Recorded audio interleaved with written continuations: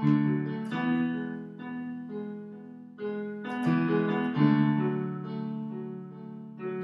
you've just witnessed is the horrifying scene of a mother and father finding out their child has a terrible disease, Tay-Sachs. Tay-Sachs is a genetic disorder which attacks and breaks down the nervous system. We normally begin seeing signs of the disease between the ages of 3 and 6 months. It is absolutely terrible. Being there and watching the nervous system of a child who hasn't even gotten to live yet deteriorate right before our eyes. It's simply horrific. A defect on the hexa gene on the 15th chromosome is what causes the disease. The hexa gene is responsible for providing the instructions in the transcription and translation process to synthesize the enzyme beta-hexaceminidase A, which is crucial to the brain and spinal cord. The enzyme works in the lysosomes, which are organelles in the cell that break down toxins and other waste and act as recycled materials.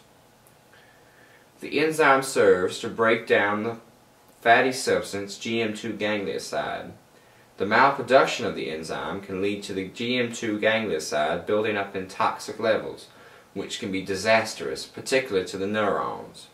The disease acts on the child while they are still in the womb, breaking down the nervous system.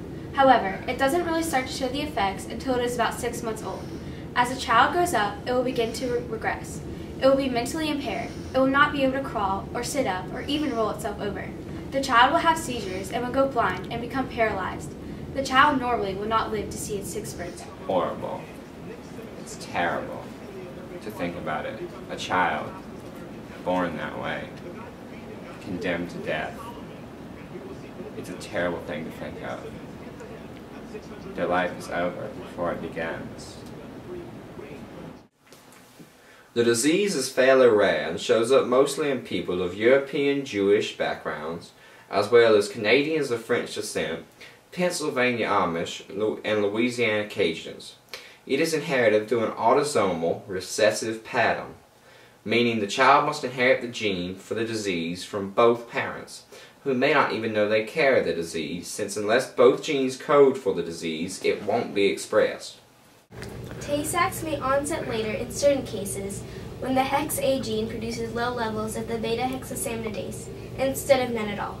Still, the patient will die by around 15 years old if they are affected by the juvenile version, and by their 30s if they have the late onset, suffering much of the same misery that those do with the classical form. My daughter can't breathe on her own. She can't eat. She can't roll over.